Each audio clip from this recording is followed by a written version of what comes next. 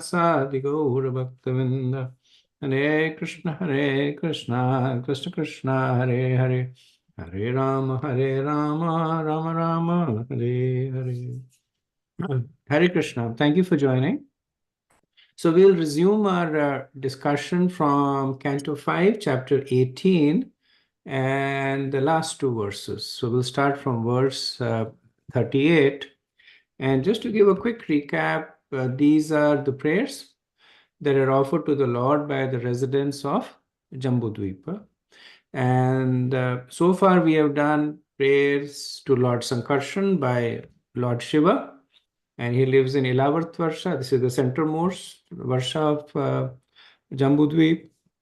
Then prayers by Bhadrashava to Hayashirsha, and this is in the Bhadrashva Varsha.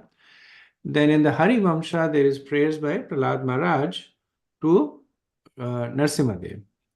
And then in the Ketumal Varsha, there is prayers by Lakshmi Devi to Pradyumna, to Kamadev. In the Ramyaka Varsha, there is prayers by Vaivasthamanu to Lord Matsya. And in the Hiranmaya Varsha, there is prayers by Aryama to Kurma. We were in the process of doing, so totally there are 9 prayers, and we were in the process of completing the 7th prayer, which is by Bhumi Devi to Lord Varadev in the Uttar Kuru Varsha. So the Uttar Kuru Varsha, as you know, is the northmost Varsha of Jambudvip, and the prayers are not in any particular order. So it's not that they're going in the, even though they start from the middle of Jambudvip, it's not that they go north to south, because from Uttar Kuru it goes all the way then south to Kimpurusha, and the last prayers is to in Bharat Varsha, which is the southernmost. So they kind of go a little bit not in particular, not that I'm aware of. So Bhumi Devi, when she is glorifying Varadev, and this is the concluding part of the prayers, where she is talking about his relationship to the material world. Important for Varadev because he is very closely linked to the where he is very closely linked to the protection of earth. And the point that she's making is that the connection is of supervision, that does not really mean that and this is a theme that we've seen pretty often, that just because the Lord is very intimately connected to the material world does not make him material, right? So that's the theme that's being developed over here. So we'll do verse 38, and Sang Prabhu, we can read the translation after I do the Sanskrit. Karoti Vishwa Sthiti Samyamodayam Yasye Pishatam Ne Pishatam Mikshito Gunahe Maya Yathayo Brahmate Tadashrayam Gramno Namaste Gunakarma Sakshine. O Lord, you do not desire the creation, maintenance, or annihilation of this material world, but you perform these activities for the conditioned soul by your creative energy. Exactly as a piece of iron moves under the influence of a lodestone. Inert matters move when you glance over the total material energy. So Bhumi Devi is making this distinction that this whole material world, which is essentially a place of trials and tribulation, is not created by the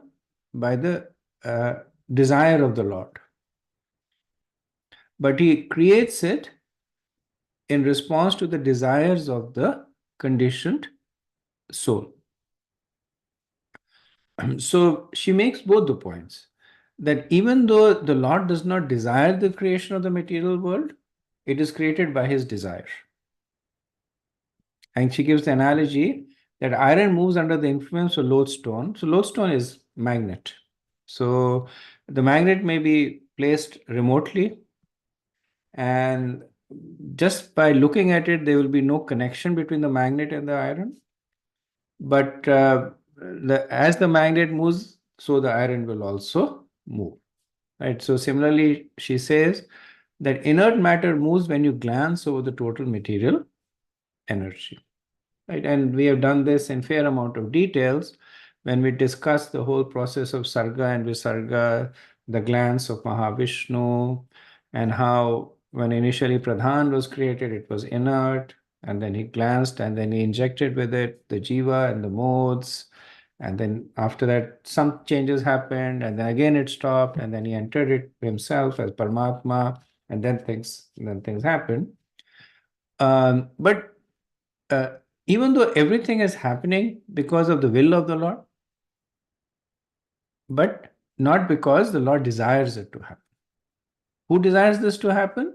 The Jiva. It's the analogy of the king constructing prison houses in the kingdom, not because he desires criminals to live in the kingdom, but because he's aware that there will be criminals in the kingdom, he creates the prison house. So it's the prison house is actually in response to the desires of the jivas who engage in criminal activities. Right? Similarly, same thing for the material world. So Prabhupada says that sometimes the question arises, why the Supreme Lord has created this material world which is so full of suffering? The answer is given here. The Lord creates this world only because the conditioned soul wants to enjoy it. And then one might say that if a child wants to play with fire, the parent is not going to allow the child to put the hand in fire because the parent knows better. Then why does the Lord create an environment in which the conditioned soul can either can get entrapped in it? And 2 points relevant to this. One is that the Lord does not interfere with the free will of the jiva. And the second is, while the material world is a place of suffering, it's also a place of rectification. So it is ultimately for the benefit of the jiva. So it gives the opportunity for the jiva to rectify it. So without violating the first tenet of allowing the jiva free will, the Lord is giving them the opportunity to resume their original position. With respect to the second point, that Bhumi Devi says that the iron moves under the influence of the lodestone, Srila Prabhupada notes that the workings of the nature are not going on automatically. Right? So generally, those who have a spiritual conception, they will accept the fact that the living entities are under the control of the Lord. But Bhumi Devi is going one step further and saying that even matter is under your control. Why does matter behave in a certain way? We have so many laws of motion, laws of gravity, laws of energy, laws of thermodynamics. People have won big prizes for discovering these laws. And what is it that is causing the matters to behave by that law? It was interesting that Einstein, he actually spent most of his life in what he called was a unified theory, because he was working on this premise that there is one thing that unifies the working of all the phenomenal world. Now, he wasn't an atheist, but obviously he wasn't going to introduce God in his scientific findings. But he was leaning towards that. His point was he never succeeded, unfortunately, but his leaning was towards that there is so much of order where there could be chaos, and where there is order, there has to be some governing principle. And the point he made is that independently, one may assume that there is some order, but all this order works together. The law of gravity, the law of motion, the law of thermodynamics, they all come together to create this stable static environment. Who tells the law of gravity to behave in a way that supports the law of thermodynamics, which supports the law of electricity, which supports the law of kinetic energy, right? So there is something that is unifying all of these around us, right? And he wanted to come up with that. Bhumi Devi here, or Srila Prabhupada here, he makes the simple point. That is because of the glance of the Lord. He is the unifying factor. He glances over the matter and everything moves as per his desires. Right? And Prabhupada quotes from Chaitanya Charitamrita that the atheistic Sankhya philosophers think that the total material energy caused the cosmic manifestation, but they are wrong.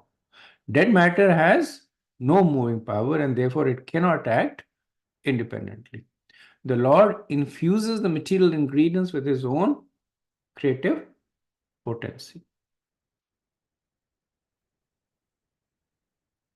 Yeah, and then he quotes from Bhagavad Gita, Maya Dakshena Prakrite Suyati Sucharacharam, and further from Chaitanya Charitamrita, same point that he says that because Prakriti is dull and inert, it can actually not be the cause of the material world. Lord Krishna shows his mercy by infusing his energy into dull, inert matter. Right? So some may say that it is not the Lord, but it is the Prakriti. So Prakriti is technically the modes of material nature, can also be in this context considered to be the governing principles of matter. Right? Somebody might say matter is dull, but then there are governing principles that causes the matter to be activated. And Prabhupada agrees, yes, but he says even that's a secondary cause. So he concludes that it is a great mistake on the part of the material scientists and philosophers to think that matter moves independently. Okay, let's go to the next verse, which is the last verse in the chapter. Ramathyadayatam prativaranam mride yomamarasaya jagadadisukaraha कृत्वाग्रदं स्त्रे नित्रगादुदन्वतः कृतानि विवाह प्रणता स्मितं विभुम्यति.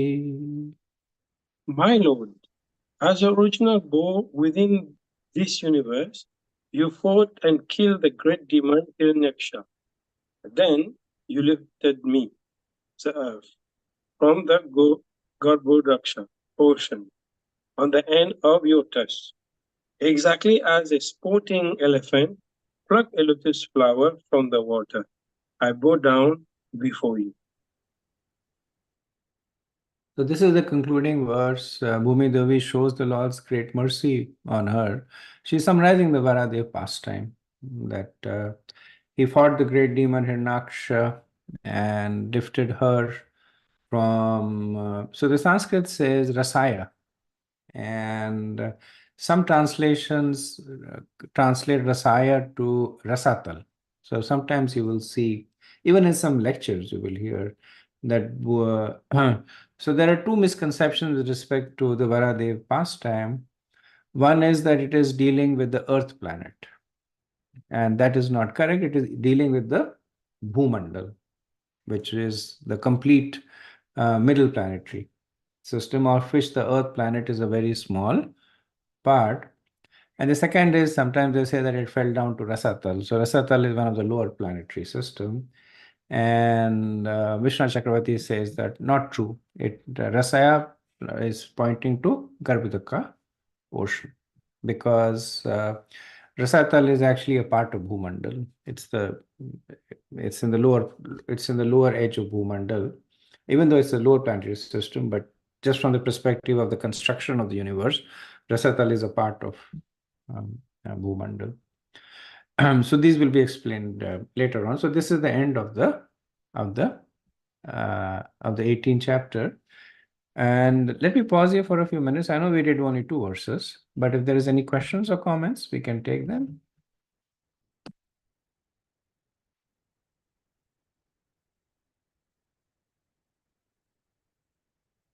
I also wanted to check the quality of the sound.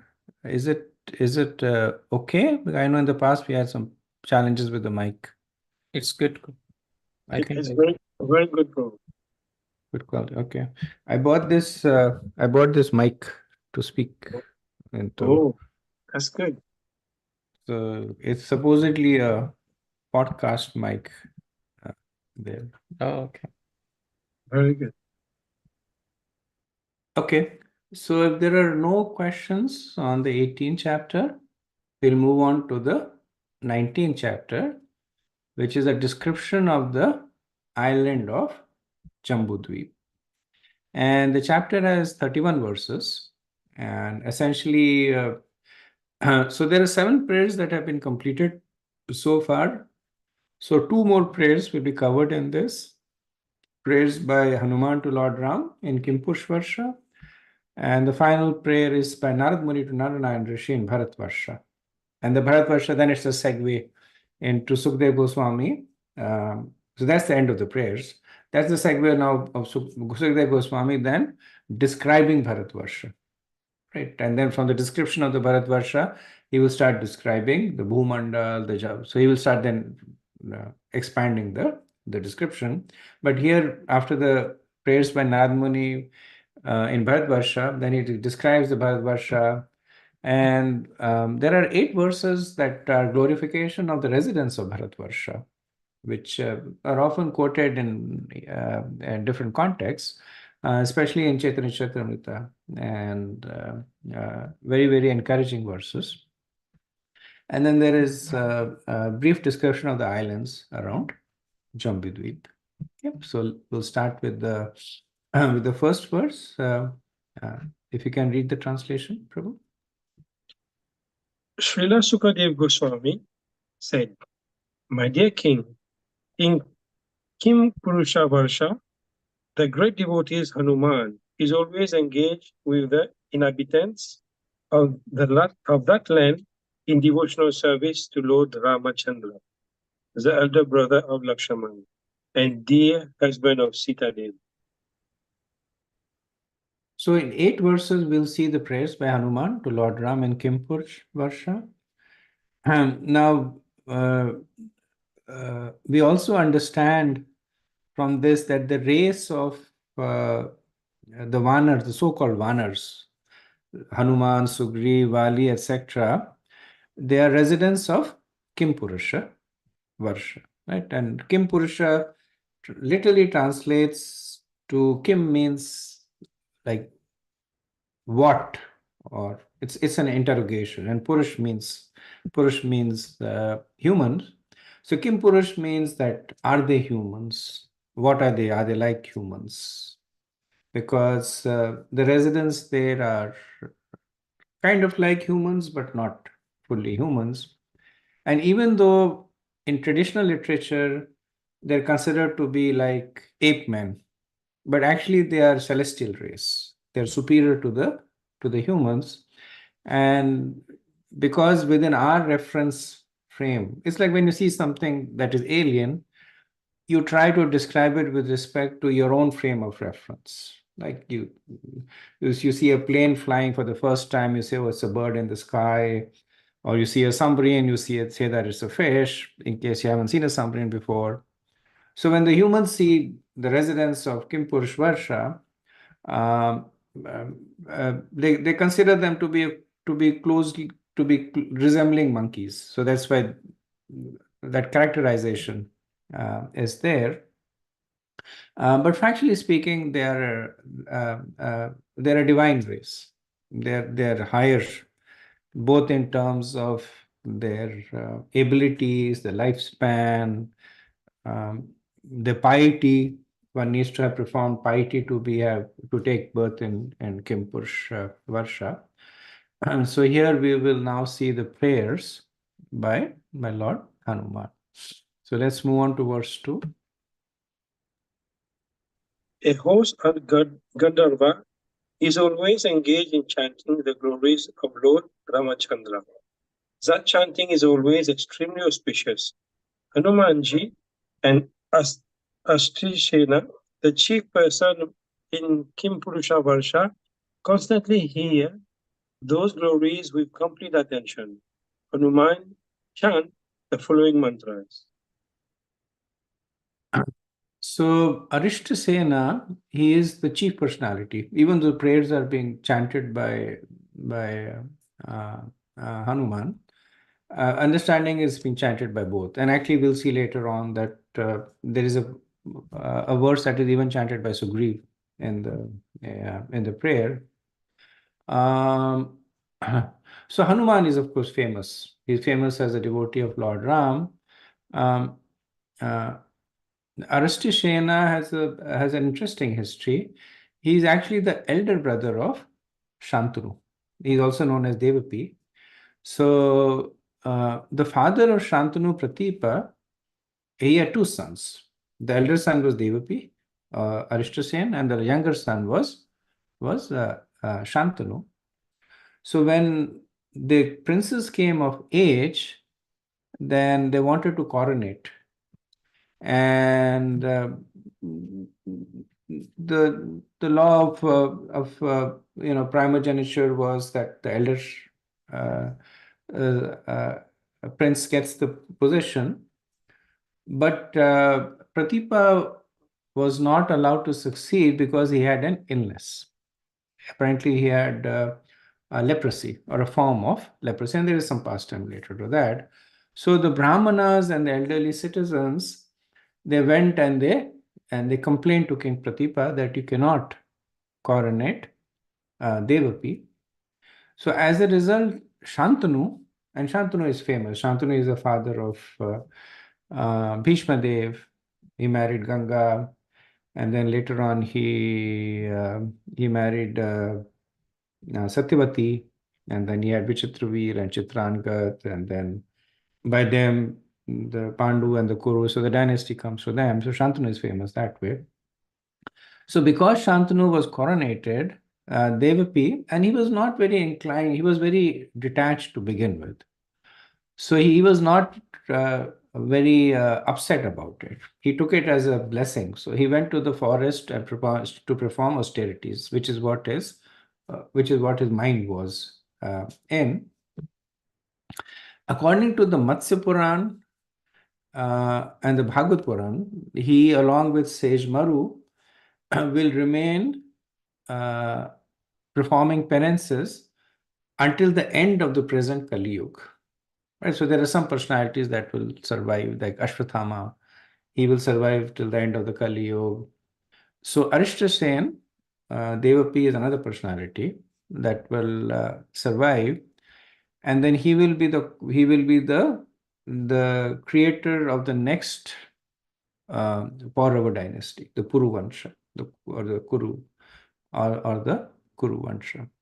And of course, there is this understanding that if he lives in Kimapurush Varsha, then how will he create this dynasty on Bhumi, on the Earth planet? But again, the understanding is that during the earlier ages, the travel between the different parts was fairly open. So it is said that until Treta Yuga, people could travel over the entire Bhumandal. So all the 9 Dvipas, they could travel all the way from Jambudvip to Pushkar Dvip. They could travel. And the kings at that time, like Maharaj Ambarish and King Prevarta, they were actually ruling the entire Bhumandal. Then during Dwapar Yuga, the scope reduced. So Maharaj Yudhishthira was essentially the emperor of Jambudvip, of which Earth was a planet part, but he was essentially ruling the entire Jambudvipa. And then in the age of Kali, it further reduced, where the kings were only now the Earth planet, they're only ruling the Earth planet, and that also a part of it. And so these prayers are recited by Arishtishen and Hanuman and also Sugriva. So Prabhupada also talks about another interesting fact about two different opinions concerning Lord Ramachandra. Right? So he quotes from Laghu Bhagavatamrita. So the two different opinions are in terms of the identity of Lord Ram. So in the Vishnu Dharmottara, it is said that Lord Ram, along with his brothers Lakshman, Bharat, and Shatrughan, are the Chaturvyuha. So Lord Ram is incarnation of Vasudev, Lakshman of Sankarshan, Bharat of Pradyumna, and Shatrughan of Anirudh. Now the Padma Purana says that actually Lord Ram is an incarnation of Narayan.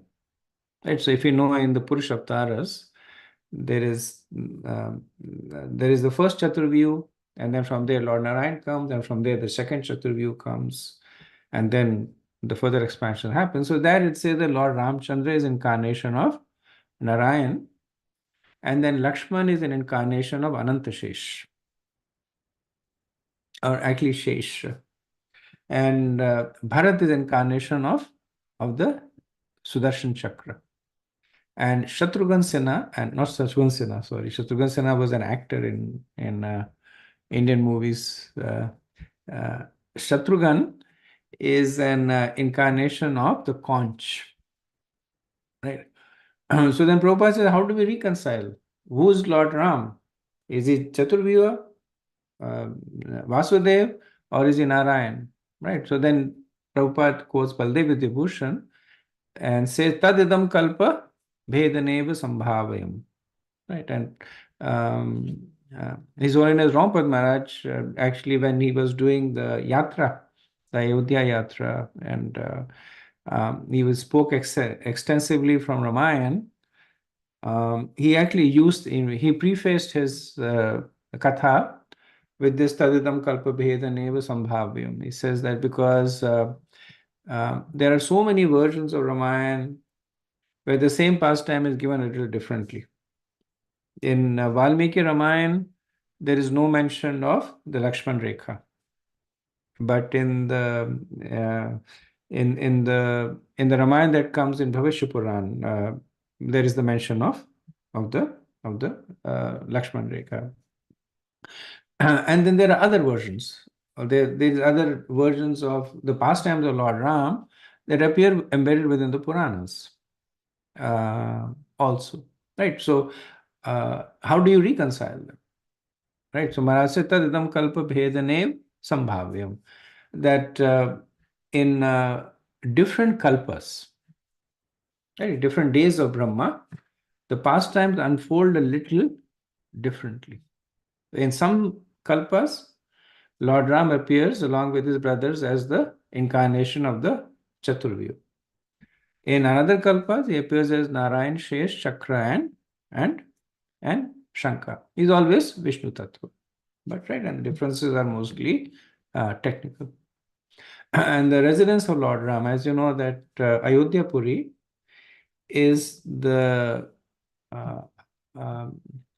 so just below Golok is Ayodhya Puri. So the Ayodhya Puri is higher than all the Vaikuntha planets. So if you go from the material world, then there is the Brahman, then there is the various Vaikuntha planets, and then after the Vaikuntha planets, there is Ayodhya Puri, and then after that there is Golok Vrindavan. Right? So Lord Ram has a very exalted position. And Prabhupada also notes that he says that not every devotee of Krishna will worship Krishna. Right? He makes this interesting point that not every devotee of Krishna will worship Krishna. So what does that mean? It means that they will worship Krishna in one of his other authorized form. This is the ultimate form of personalism. The Lord is so personal in his reciprocation to his devotees that he manifests a form, quality, past, personality, and pastimes specific to a particular mood of the devotee. Sometimes people, now of course the demigods are separate, but even amongst the Das Avatar and the other incarnations that appear, people get confused that the Vedas promote polytheistic way of worshipping, that there are many gods. And actually, this verse, the statement by Prabhupada explains it, that there is no polytheism. There is monotheism, but polymorphism. That there is one God, but he appears in many forms. Why does he appear in many forms? It is the ultimate form of personalism. That depending on how the Lord, how the devotees want to see the Lord is so kind, he is so merciful, he is so eager to please his devotees that he takes a form that is specifically reciprocating to the desires of the devotees. And the devotees become completely absorbed in it.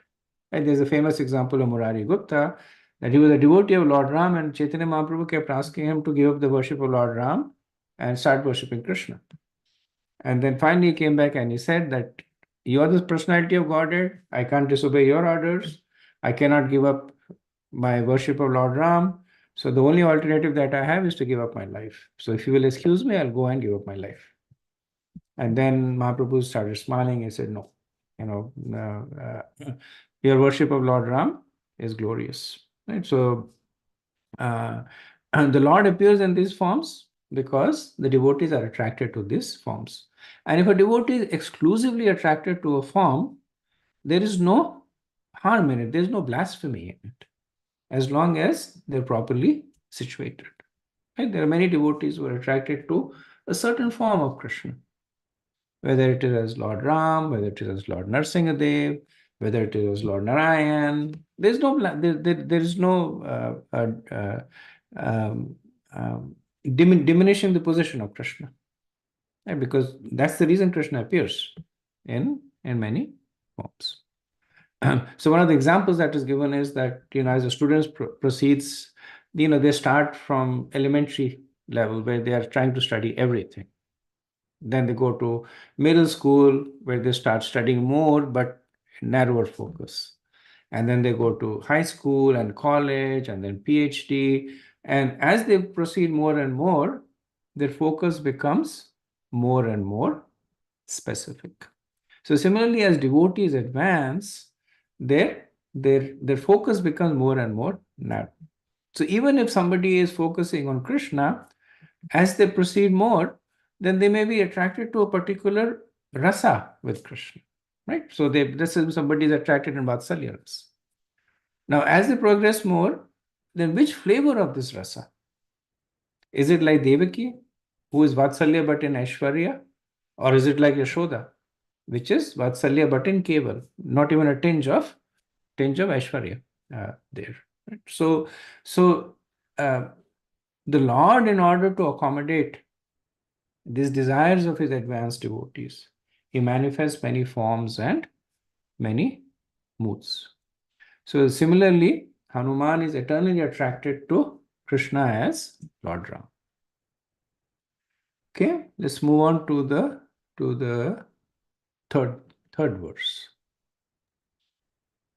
Let me please your lordship by chanting the Bija mantra Omkara. I wish to offer my respectful obeisances unto the personality of Godhead, who is the best among the most highly elevated personalities. Your lordship is a reservoir of all the good qualities of Aryan, people who are advanced. Your characters and behavior are always consistent, and you always control your senses and mind. Acting just like an ordinary human being, you exhibit exemplary character to teach others how to behave. There is a touchstone that can be used to examine the quality of gold, but you are like a touchstone that can verify all good qualities. You are worshipped by Brahmanas, who are the foremost of all devotees. You are the supreme person. are the King of Kings, and therefore I offer my respectful obeisance unto you. So this is essentially, it is the Bij mantra for worshipping Lord Ram. Om Namo Bhagavate Uttam Shlokaya Namaraya Lakshana Shilavrataya. Right. So it's those who are worshippers of Lord Ram chant these Bij mantras on a regular on a regular basis. And the verse is self-explanatory. Various qualities of the Lord are being glorified. So Hanumanji says that,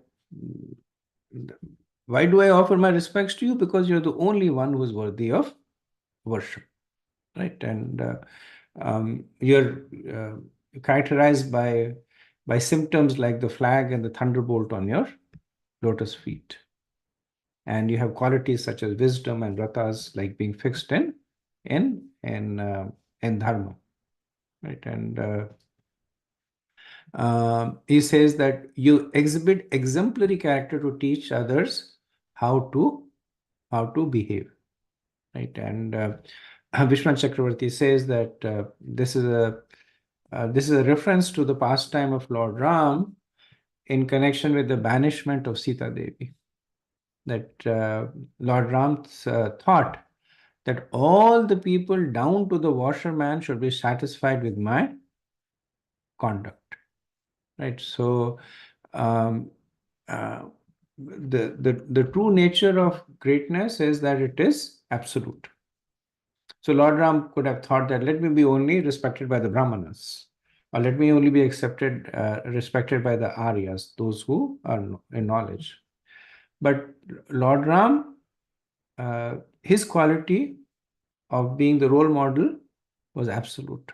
So even the low-down washerman who was envious of him, Lord Ram accommodated him. So the other point is made is that there is a touchstone that can be used to examine the quality of gold, but you are like a touchstone that can verify all good qualities. Right? So this is so these are all said in the modes of glorification, that generally people get decorated by good qualities. But in the case of Lord Ram, the qualities get decorated when they manifest in him. Right? So when Lord Ram displays this quality of being equipoised, then the reason that quality gets decorated is because Lord Ram is exhibiting it. For others, the person may be glorified as this person is very equipoised. So he's glorified because of the quality. But in case of Lord Ram, the quality is glorified because it is manifesting in him. Right. So that's why it said you are the touchstone. So the touchstone is something that can be used to examine the quality of gold. So Lord Ram is that touchstone for good qualities. If a quality is manifesting in Lord Ram, then you know that it is a good quality. Okay, so let's move on to verse 4. यतद्विशुद्धानुभवमात्रमेकं स्वतेजसाध्वस्था गुणाव्यवस्थं प्रत्यक् प्रशान्तं सुधियोपलम्बनं हयानं रूपं निरहं प्रपद्ये. The Lord, whose pure form, Satchitananda Vigraha, is uncontaminated by the mode of material nature, can be perceived by pure consciousness. In the Vedanta, he is described as being one without a second.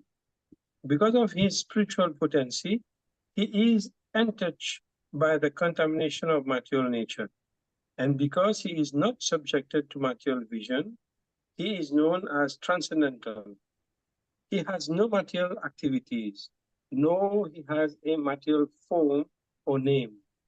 Only in pure consciousness, Krishna consciousness, can one perceive the transcendental form of the Lord.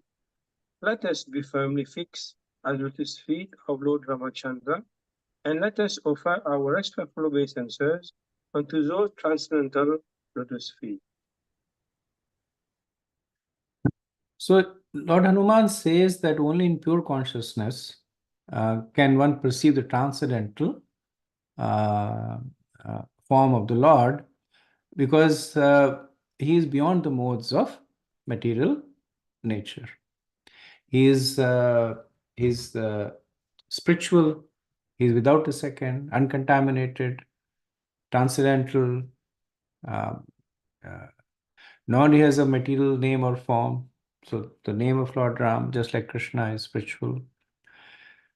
So Vishnu Chakravarti says that one of the reasons this verse is spoken by Hanuman is because there may be some people who may doubt that Lord Ram is indeed the Supreme Lord, because he does not hold the conch and the chakra, he does not ride Garud, and he performed human-like pastimes.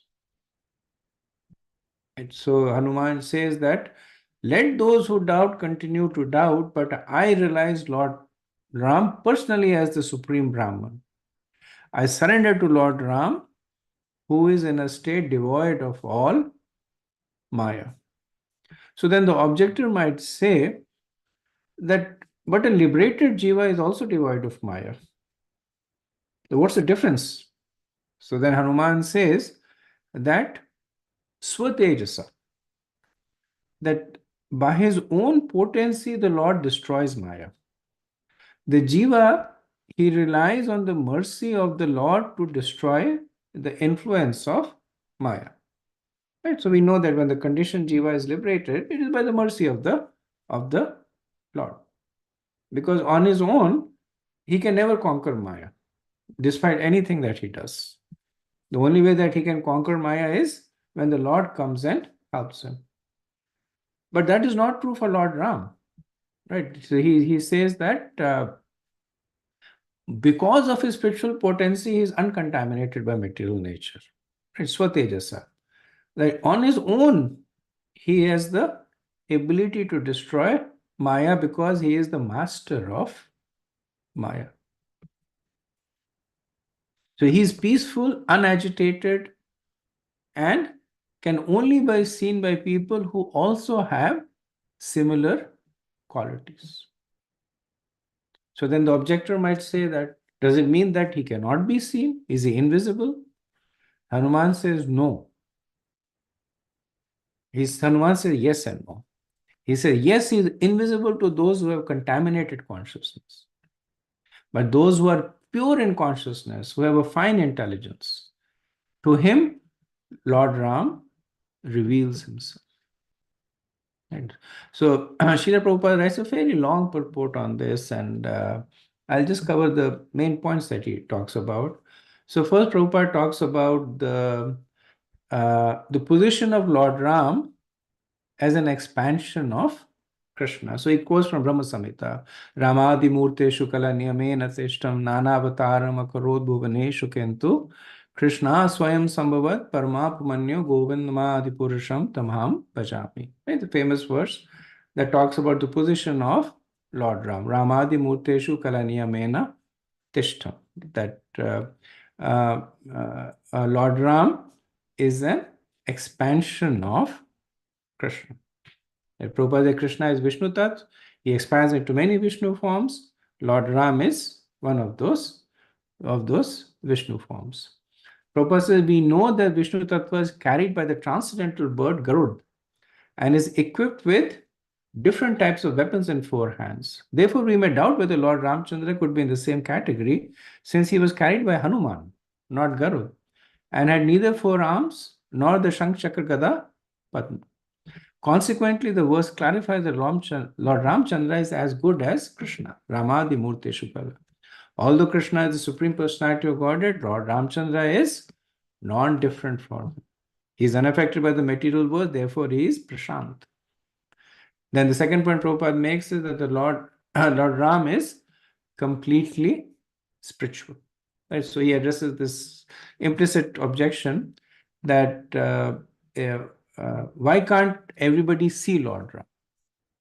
Right. So Prabhupada quotes another verse from Brahma Samhita, Premanjana Churuti Bhakti Vilochanena Santasadeva Hideshu Vilokayanti Yama Shama Sundaram Achintaya Guna Swarupam Govindamadi Purusham Tamam Bhajami. Right? Premanjana Churuti Bhakti Vilochanena. How does one see the Lord? When your eyes, Anjan is actually kajal. So when your eyes are decorated with the ointment of love and Bhakti Vilochanena. Santasadeva Hideshu Vilokayanti. Right? When by the process of devotional service, the Lord is seen in the heart of the devotees.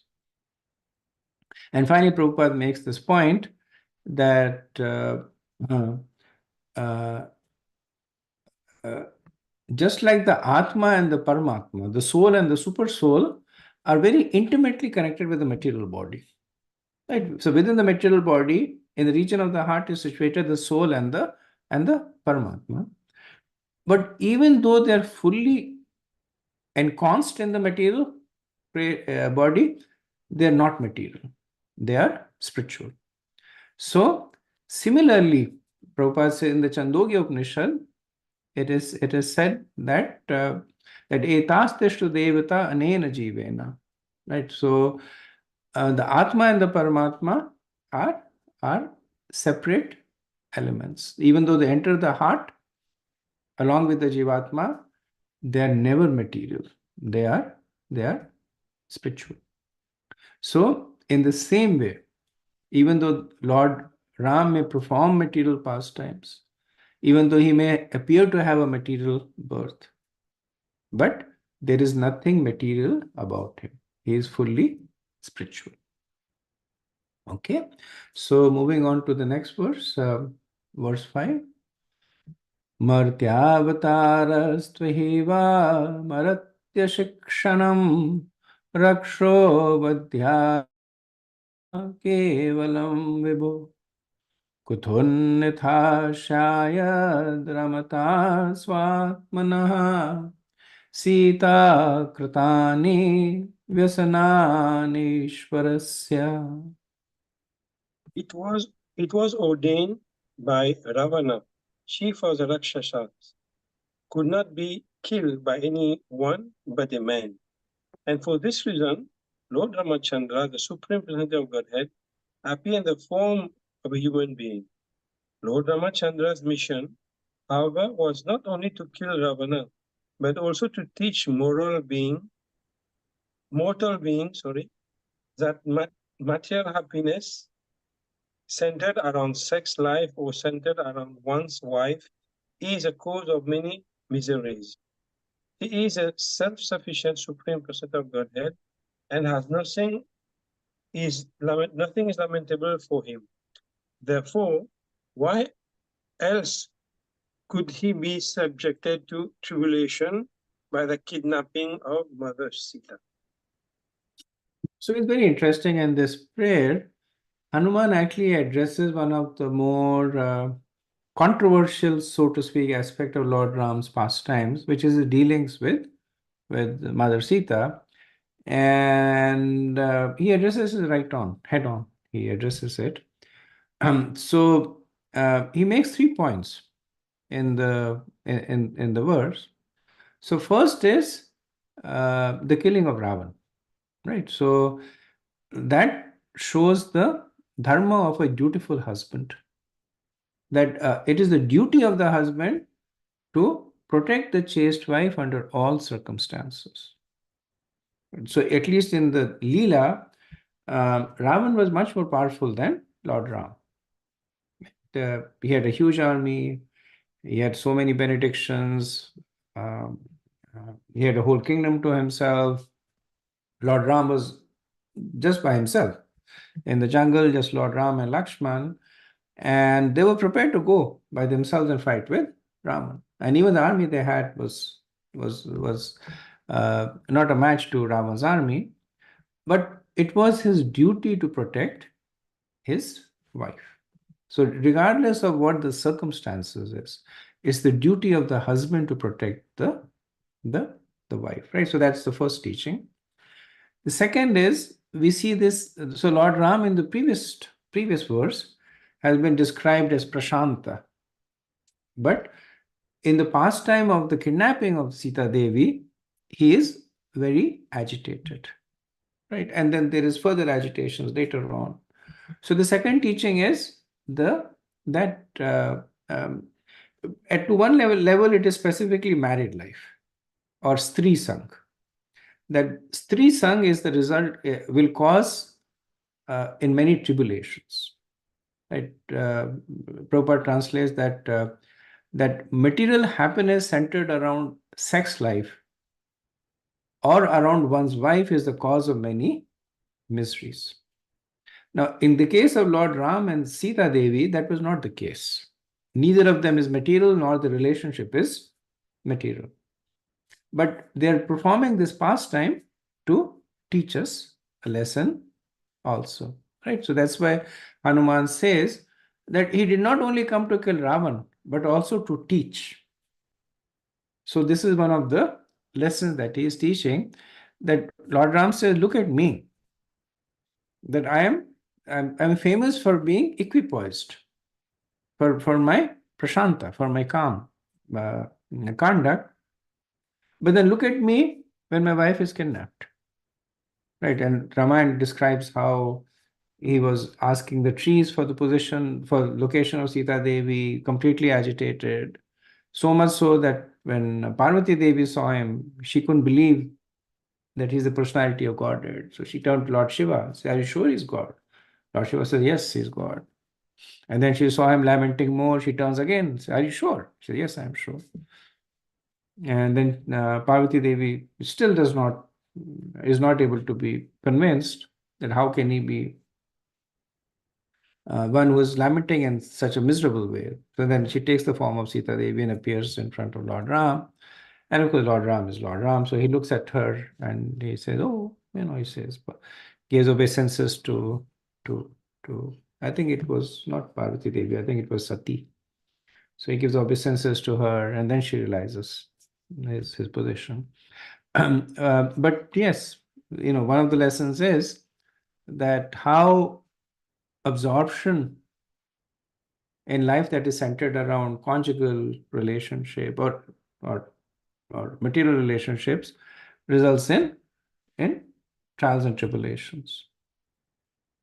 And then the third lesson is that how spiritual pleasure may look different from material pleasure, but can still be the most relishable. So from a material perspective, having the personal association of your wife is relishable. But then, from the spiritual perspective, the vipralamba bhav, the mood of separation from one's loved one, is considered to be even the higher than the sambhog bhav. Sambhog is when they are together, and vipralamba is when they are separated. Right? And Prabhupada once explains this, that when you are together, then your consciousness goes to the other person when he's right next to you. When the person is not next to you, then you get busy. If the husband and wife are together, the husband goes to work in the morning, the wife gets busy with the work, the husband comes back in the evening, they're together. Next day morning, the husband again goes back to work, the wife continues. But then let's assume the husband, he goes for a long tour. Like he says, I'm gone for a month. Then the chaste wife, then she will think all the time about the husband. Not just in the mornings and the evenings when he's together with her, but during the day, in the afternoon, in the evening, all the time she is thinking. So actually the association in Vipralamba Bhav is much more intense. Right? We see that in the gopis. They're glorified as the highest devotees because they perfected this Vipralamba Bhav. They only spent how many? Krishna was Rahul was 11, around 12 years when he left Vrindavan. That's all the association they had with Krishna. Right? But their association with Krishna was the deepest because he actually never left them. Right. So in this verse, these three teachings are glorified. And again, Srila Prabhupada, he expands on this teachings. He quotes the Bhagavatam as that those who are not advanced in spiritual knowledge and who are therefore just the opposite of the Brahmanas generally take to family life, which is a concession for sex. And thus they enjoy sex again and again, followed by many tribulations. To teach this lesson to the devotees and human society in general, Lord Ramachandra although the Supreme Personality of Godhead, underwent a series of tribulations because he accepted a wife, Mother Sita, and that was the cause of his austerities, that was the cause of his lamentation, although he never has a reason to lament anything. Right? And then again, the second aspect Prabhupada talks about is a faithful husband gives his wife full protection. Right? And then the third part that he talks about is that how the apparent suffering of the devotees is different from material suffering, right? Like especially in the case of separation. Prabhupada quotes Chaitanya Bhagavat that a Vaishnava is always situated in transcendental bliss because of engagement in devotional service. Although he may appear to suffer material pains, his position is called transcendental bliss in separation, viraha. And sometimes the devotees suffer because of experiencing the separation from the Lord.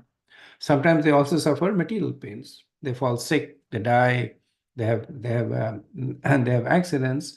But the suffering of the devotee is always different from the suffering of one who is materially engrossed, right? And actually, devotee is able to see the Lord's hand in all the sufferings.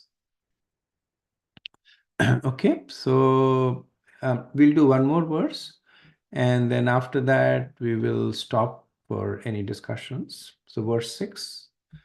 Navai satmatvatam suhurtamaha shaktastilokyam bhagavan vasudeva nastri kritam kashmalam ashnavita na lakshmanam chapi vihatumarhati. Since Lord Sri Ramachandra is the Supreme Personality of Godhead, Vasudeva, he is not attached to anything in this material world. He is the most beloved super soul of all self-realized souls, and he is their very intimate friend. He is full of all opulences. Therefore, he could not possibly have suffered because of separation from his wife, nor could he have given up his wife and Lakshman, his younger brothers. To give up either would have been absolutely impossible. So, in the previous verse, Lord Hanuman showed that how Lord Ram, through his pastime, was demonstrating the downfalls of establishing close material relationships, especially in the last verse with respect to the wife. Now, somebody might object and say that, but he was also showing a very close relationship with Lakshman. And not only with Lakshman, he was also showing a close relationship with Ayodhya Vasis. Right. So Hanuman, he addresses that. And he's saying that Lord Ram, in his Prakrit Leela, he was playing the role of a dutiful king. So in his original form as the Supreme Lord, he is neutral. He is not attached to anything in this material world. Right. So then why was he suffering when he banished Sita and later Lakshman? Right. We know that when he was winding up his pastimes, then he banished Lakshman also. There was some arrangement that was done that Lakshman was asked not to enter while Lord Ram was having a meeting, and Lakshman entered, and then Lord Ram banished him. And essentially, Lakshman understood that he was completing his pastimes, and then he goes on the bank of river Saryu and he enters into the spiritual world from there. So Hanuman says that both these attachment and the banishment are a demonstration of his acts as a dutiful king and his love for his devotees, right? So because Lord Ram is always the Lord, he's always God. Whether whatever Leela he's doing, God is God, right? And the intrinsic quality of God is that he is very, very attached to his devotees. So his attachment to Lakshman and Bharat and Shatrughan and to Ayodhya Vasis, it's not a material attachment. It's the attachment of the Lord to his devotees. The Lord will never give up that attachment.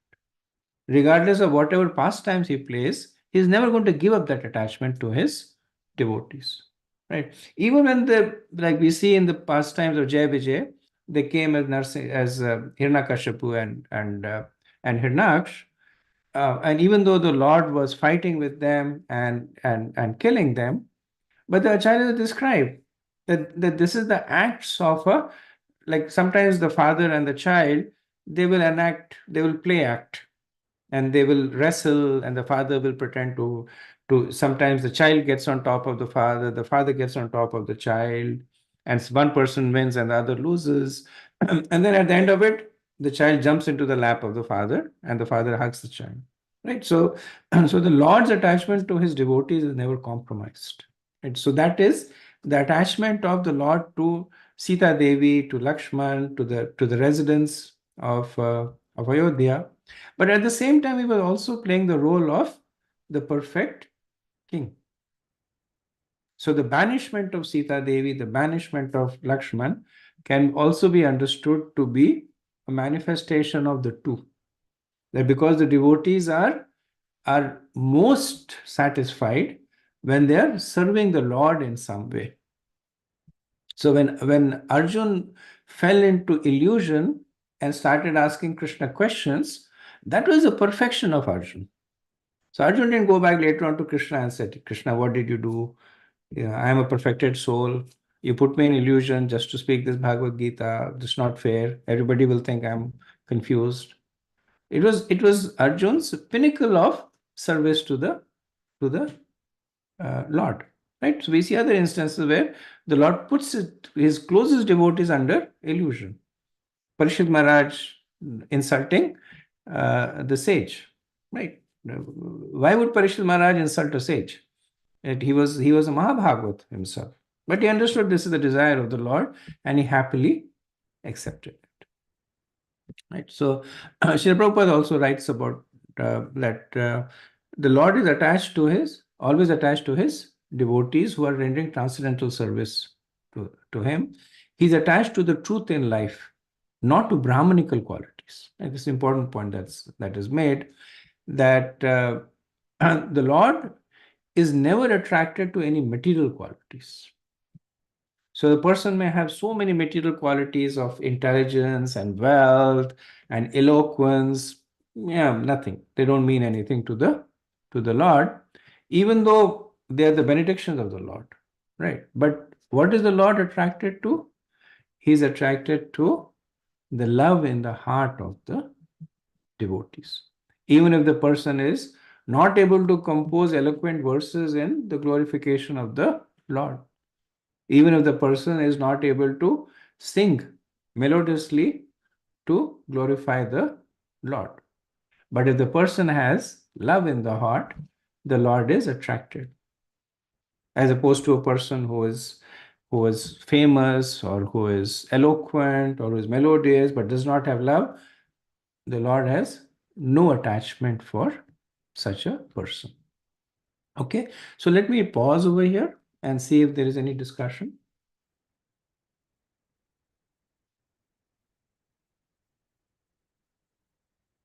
Hare Krishna Prabhu, two things. In one of the verses, Hanuman was confirming that Lord Ramachandra came as a human being because Ravana was not supposed to be killed by anybody, no god, no demigod, but he came as a human to be able to act this pastime to kill him. This is one thing, and then the second thing is I understood also it was a desire of Sita, of Lakshmi, who is serving Narayan all the time at his lotus feet. She never had any time, personal time with Lord Narayan, and Anantasheshe is there all the time looking there. And she had the desire also to enjoy some time separate, with the Lord. And this one of the pastime that when Lord Ram came on earth, and this was satisfied also. And all these, as we say, spice in the separation make it's a different type of love. Even for them, it's love in separation when Ram was separated from Sita for 1 year. This is, as we say, Triple Number Bhav as well was there. So this is the two things I wanted to comment. Very good points. Thank you for sharing, Prabhu. Hare Krishna Prabhuji. Thank you for the nice explanation, Prabhuji. We can't hear you, Prabhu. Oh, now is it okay, Prabhu? Yes. Okay, thank you. Prabhuji, thank you very much, Prabhuji, for the class. It is very helpful. I have two questions, Prabhuji. One is with respect to our consciousness in seeing Lord.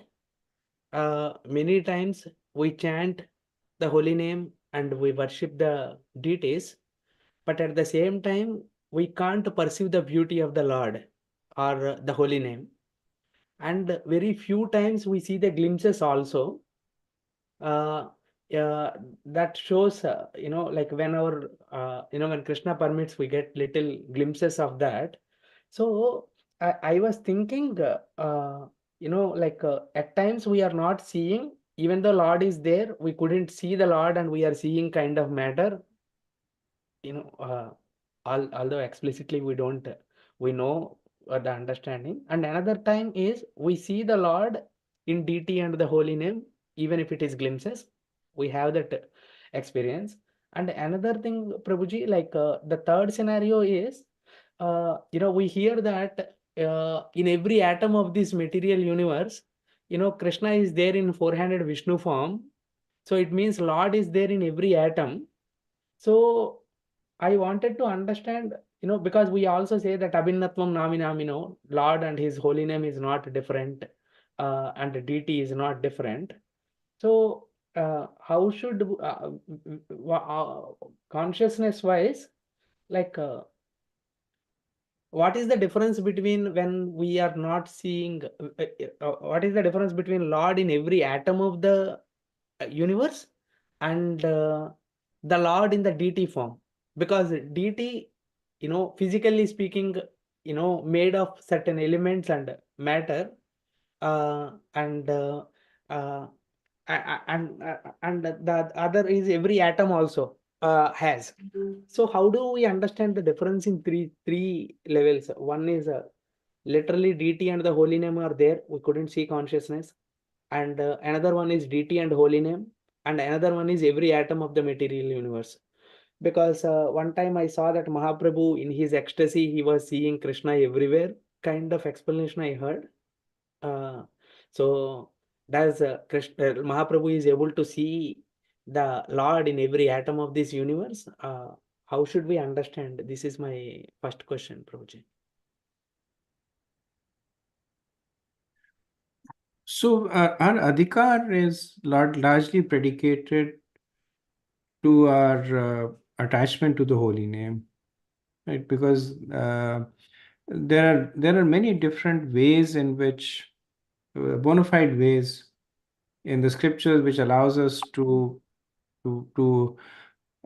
perceive the Lord, right? The verse, just the previous verse made this point that if the Lord Ram cannot be seen, does that mean that he's invisible, right? And Hanumanji says, not really. It just means that the person who is seeing him does not have the proper consciousness to see the Lord. And seeing is also a little bit of it's a little bit contextual, because you can never see the Lord. The Lord reveals himself. So there is nobody who can say that, now I have become qualified to see the Lord. They can say that I have become qualified to receive the mercy of the Lord so that he reveals himself. So different processes are given for Kali Yuga. For us, the process is chanting. That gives us the adhikar. That the very fact that we are chanting means that we are willing to see the Lord in His holy name. We may not see it, but the fact that we chant, and we chant with as a vow, right? So why do we chant as a vow? In almost all denominations, there is a fair amount of importance given to the holy name, right? For this reason, that the holy name is our first encounter with the Lord. And because, as you mentioned, Abhinvat Nam Namina, because there is no difference between the Lord and His holy name. As we develop that attachment to the holy name, we will develop attachment to the Lord. So the answer to the why is that we haven't still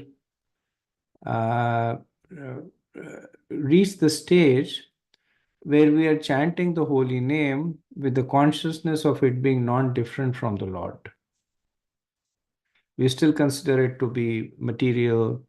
We chant under the instructions of the Guru, or we chant under the instructions of the peers, and the holy name does purify us. But from the Nam comes Roop, Gun, and Leela, right? From the name comes the form, then the qualities, and then the pastime.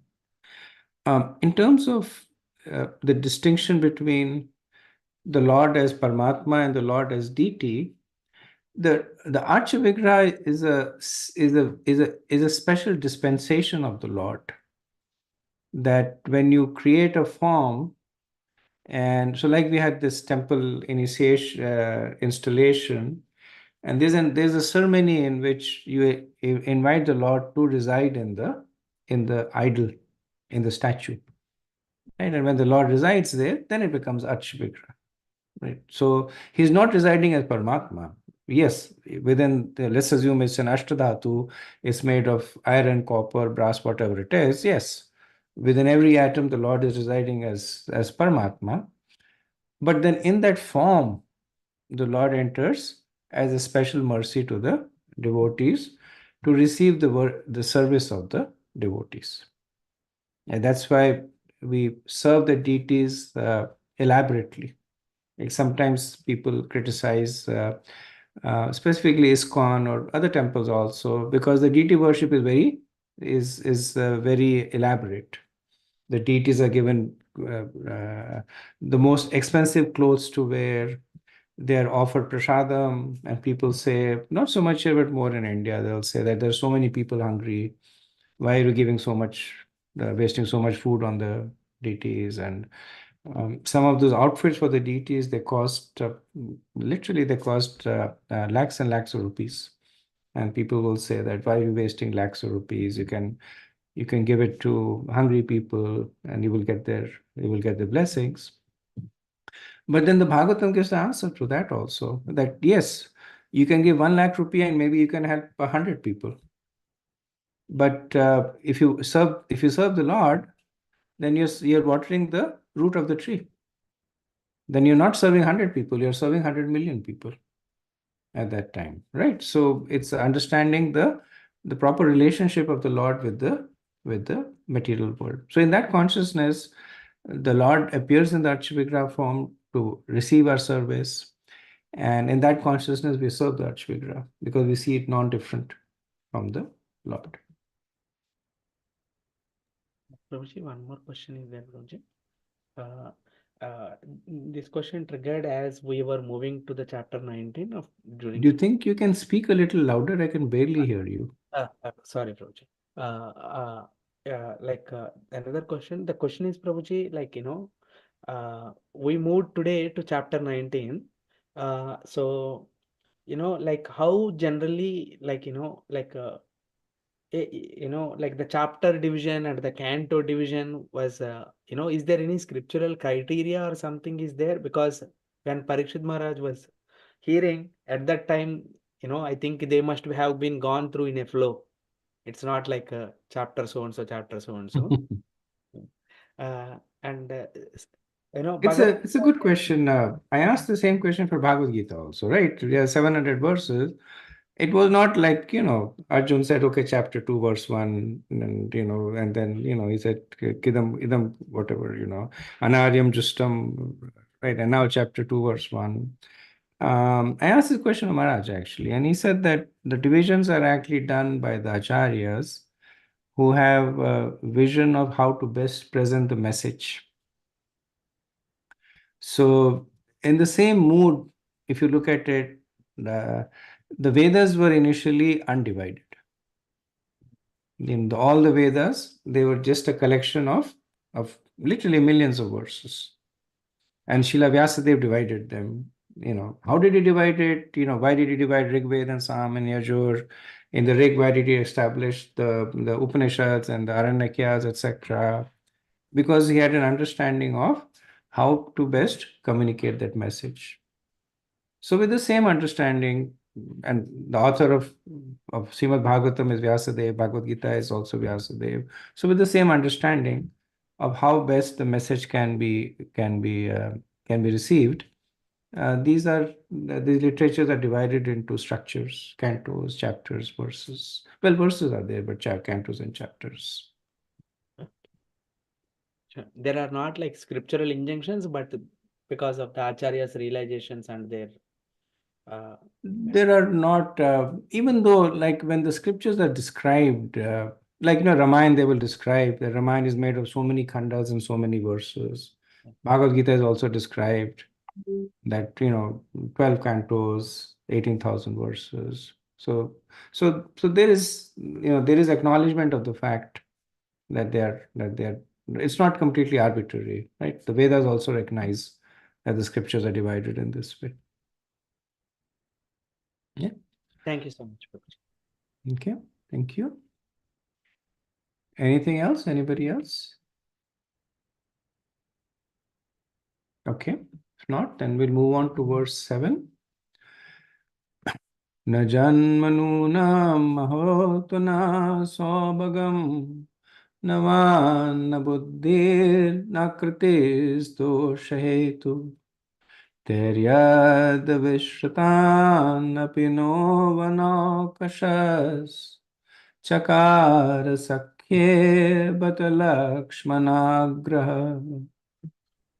One cannot establish a friendship with the Supreme Lord Ramachandra on the basis of material qualities, such as one birth in an aristocratic family, one personal beauty, one eloquence, one sharp intelligence, or one superior race or nation. None of these qualifications is actually a prerequisite for friendship with Lord Sri Ramachandra. Otherwise, is it possible that although we uncivilized inhabitants of the forest have not taken noble birth, although we have no physical beauty, and although we cannot speak like gentlemen, Lord Ramachandra has nevertheless accepted us as friends? So this is one of the verses that is not spoken by Hanuman, but is spoken by Sugriv. So the relationship of Hanuman and Sugriv with Lord Ram was different. And Hanuman was in Dasyaras. So he had a strong mood of servitorship. So you always see Hanuman sitting at the feet of Lord Ram, and his mood was always, you tell me what to do and I'll do it. Sugriv was in a Sakhya ras. He was in a friendly relationship with Lord Ram. Lord Ram considered him to be his advisor. So if you look at Ramayana, at different points of time, when like when Vibhishan came, then Lord Ram turned to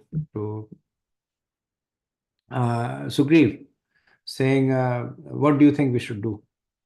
And Sugriv, again in the mood of the advice, initially he said that kill him. But then Lord Ram said, no, he's come, he's taken my shelter, I should not kill him. But they had this exchange throughout Ramayana of Sakhya, right? So in this, Sugriv says that Lord Ram has nevertheless accepted us as friends, right? But he says, I have no qualities. Now, part of it is because of humility, that Sugriv had, of course, many qualities, right? He was very intelligent. He came from an aristocratic family. He was the son of Surya Dev, and very, very strong. So many qualities. But compared to the Lord, all these qualities they're like fireflies in front of the sun. So out of very natural humility, he's saying, I have no qualities.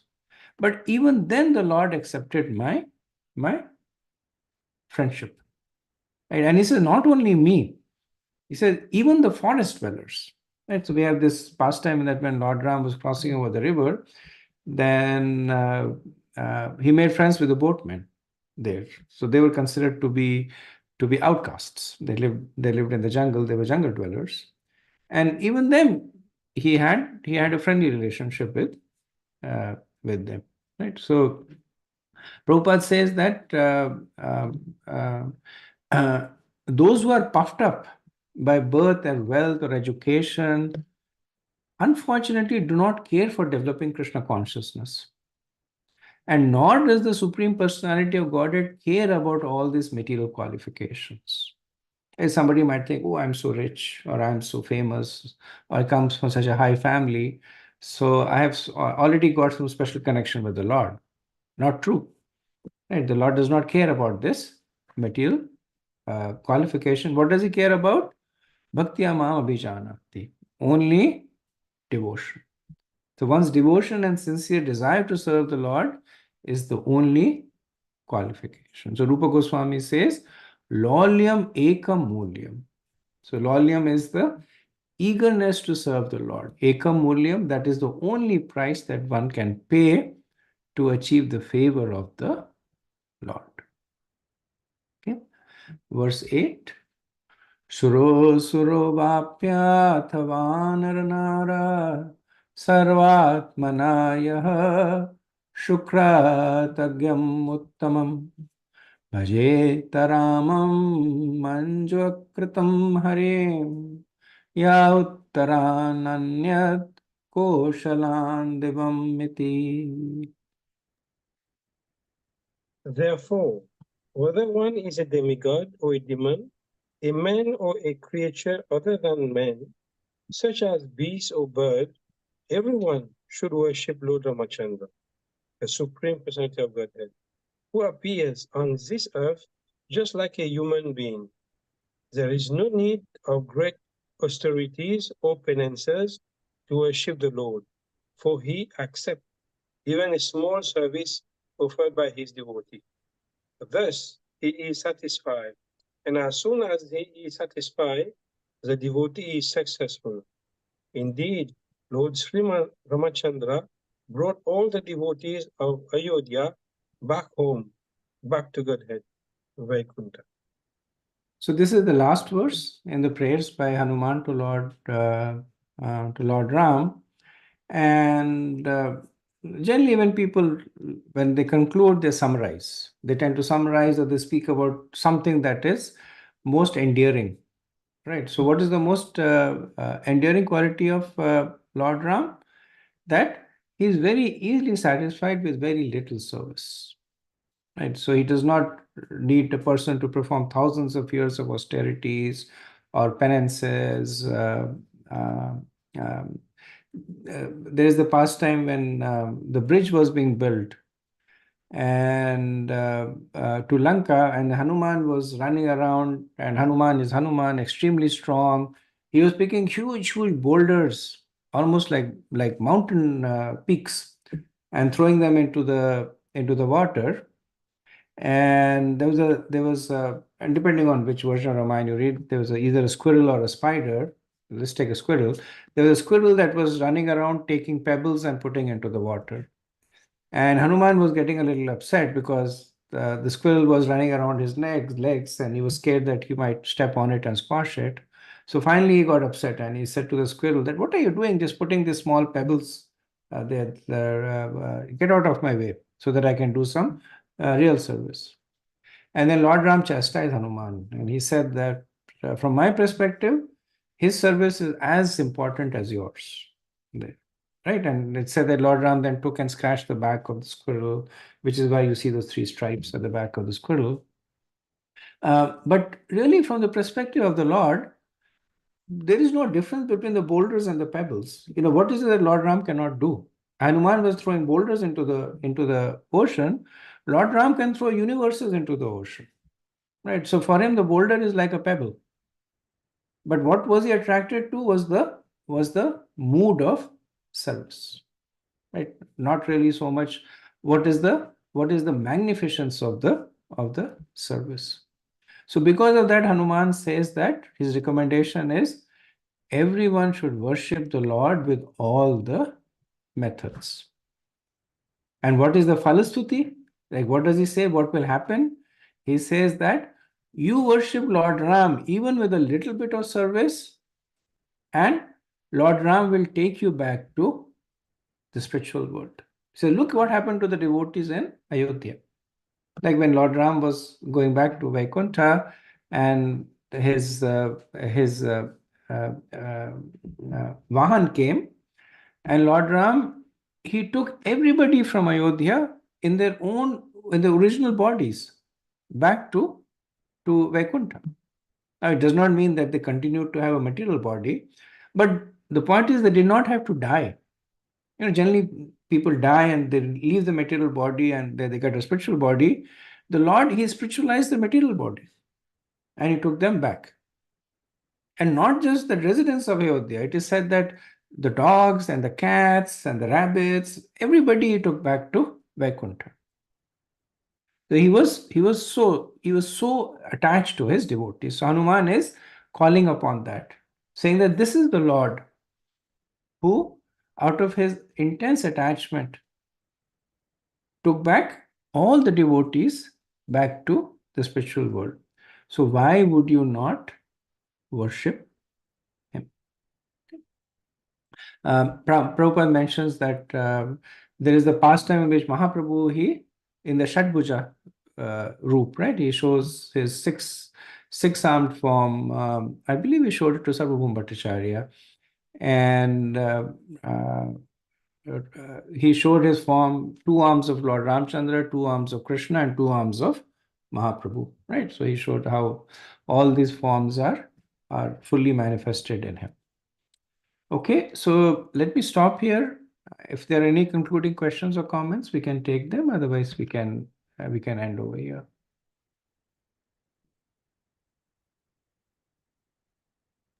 So sweet, Prabhu. I'm remembering the pastime where you hold Lord Ramachandra in your hand. Yeah, that was his mercy. He allowed me to hold him while we were moving the deities from the old temple to the new temple. Yes. Yeah. Prabhuji, I took great photos of you, Prabhuji. I don't know when Abhijit Prabhu will share. Advaitari Prabhuji. Okay, no worries. They will come eventually. Yeah. Yes. Okay, thank you very much. So we will end over here. Vanchakalpatarubhyascha kripa sindhubheva cha patitanam pavanebhyo vaishnavebhyo namo namah. Anand Kodi Vaishnavind ki jai, Srila Prabhupada ki jai. Nithai Gaur Premanande Hari Hari. Hare Krishna. Thank you very much.